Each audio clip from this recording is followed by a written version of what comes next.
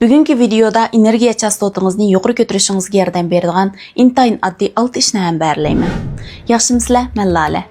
Bu 6 ishning ichidagi ba'zilari haqiqatan oddiyligidan sizni gumonlandirishi mumkin.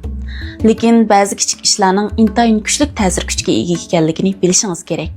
Xuddi kepinak effektiga o'xshash. Birinchi ish ko'p suv ichish. Men sizning bu taklifni tunji qatim anglashingiz emasligiga ishonaman. Barliq badan chiniqtirish sog'lomlik bilimlari so'zlaguchilar ko'p suv ichishni tashabbus qiladi. Undaqda bu nima uchun bizning qalbimiz, ruhimizga nisbatan shuncha muhim? Aldı bilan bizning jismoniy va ruhiy jihatdan bir mukammal sistema ekanligini tushunishingiz kerak.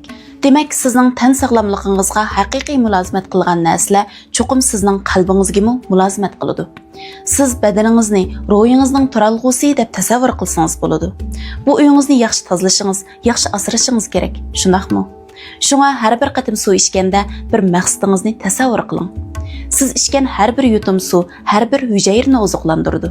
Shuning bilan bir vaqtda yana zahar tozalash tuyg'usimi bor. Yetarlik suv ichishning sizga olib kelgan foydasiga cho'qim ishining. Ikkinchi ish o'xshashlar sizga bek tunish, lekin doim qilib ketolmaysiz. Buni eskartishingiz kerak. Ya'ni yetarlik uxlashga ehtiyojingiz bor. Ko'pincha kishilarda uyqusi yetarlik bo'lmaslik masalasi bor. Yaqindan buyon nurg'un do'stlar meditasyon jarayonida uyqum keladi deydi. Amaliyotda buning birinchi cho'ng sababi uyqusining yetarlik bo'lmasligida. Biz yetarlik dam elish bilan hururlikni aralashtirib etishni cho'qim to'xtatishimiz kerak. Biz o'zimizning yetarlik aram elishga yo'l qo'yishimiz, o'zimizga yetarlik uxlaydigan vaqt berishimiz kerak. Hozirgidek ig'ir besimga to'lgan jamiyatda aram elishingizga yo'l qo'ymasangiz, tamponligingizni albatta yo'qotib qo'ysiz.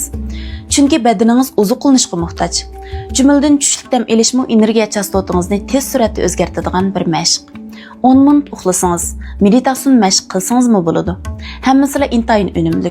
3-chi ish yuqori ovozda kulish. Fan tadqiqotda isbotlanishicha, amaliyotda biz kulgan chaqda mayli kulimsirash yoki qaqoqlab kulish bo'lsin, amaliyot sizning badaningizda sizni xushal qiladigan hormon paydo bo'ladi ekan.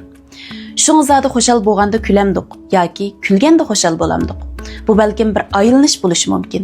Shunga agar siz kulalisingiz, darhol chastotangizni o'zgartira olasiz. Lekin albatta ko'p qism kishilarga nisbatan aytganda asossiz kulishning bir tas ish ekanligini bilaman. Bu dastlabda yolg'on bo'lishi mumkin. Siz kulib turib, rostilla kulib ketishingiz mumkin. Men o'zim bu ishga intayin mayir. Lekin agar bu sizga nisbatan sal qiyin bo'lsa, sizni kuldiradigan narsalarni tep ko'rsingizmi bo'ladi. Bu balkim qiziqarli narsa bo'lishi yoki komediya bo'lishi mumkin. Lekin siz cho'qim o'zingizni ko'proq kuldirishingiz kerak. Meningcha atrofimizda nurg'un kishilarning azaldan qaqoqlab kulgunini ko'gili bo'lmaydi. Ular kulgan chaqdimi intayin qattiq, jiddiy holatda bo'ladi. Bo'libmi cho'nglarning orasida ko'proq uchraydi. Sizning ochiq yo'riq kulishingizni umid qilaman. 4-chi ish nihoyat oddiy. Yanfonli elektronlik uskunalarni qo'yib qo'yish. Bir hafta ichidagi bir vaqtni tanlasangiz bo'ladi. Balkim bir tushdan burun bo'lishi yoki bir tushdan keyin bo'lishi mumkin. Eng yaxshisi bir kun ijtimoiy aloqa taratqullari bilan uchrashmasligingiz kerak. Men o'zim amaliyotda taratqularda mazmun ishlaguvchi bo'lsam-mu, lekin ma'lum kunlarda o'zimning to'rga ijtimoiy aloqa taratqullariga qaramaslikka vaqt berman. Chunki ular bizning kallamizga bek ko'p haddidan ortiq uchurlarni kirgizib oladi. Agar sizning bu haddidan ziyoda ko'p uchurlarni tozalashga vaqtingiz bo'lmasa, agar hammamizning cho'ng miyamizni aram oldirish fursatimiz bo'lmasa, biz haqiqiy aram ola olmaymiz. Shunga yanfonni qo'yib qo'yishni o'rganishimiz kerak. Men ham nurg'un videolarda buni eskartdim, chunki bu haqiqatan intayin muhim. Siz sinab baqsangiz bo'ladi, his qilib baqsangiz bo'ladi. 5-chi ish muzika. Chastotasi yuqori bo'lgan muzikalarni tanlab anglasangiz, butun energiya chastotangizni o'zgartira olasiz. Ovoz chastotasi intayin kuchli narsa. Ba'zi alohida chastotadagi muzikalarni to'rdan topa olasiz. Men ham siz bilan hambaharlanishim mumkin. Bu muzikalarni meditasyon mashqida ishlatsangiz yoki odatda ish qilganda qo'yib qo'ysangizmi bo'ladi. Faqat uzoq muddat davomlashtirsangizlar, u sizning energiya chastotangizni asta-asta yuqori ko'taradi. Uning ustiga bu intayin oddiy ish, to'g'rimi? 6-chi ish mening kanalimga ko'proq kelib videolarimni ko'rib baqsangiz bo'ladi.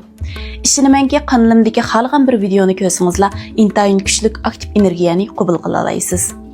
Bo'ldi amsa bugungi mazmunni yoqtirishingizni umid qilaman. Biz kelarki sonda ko'rishaylik. Xayr xo'sh.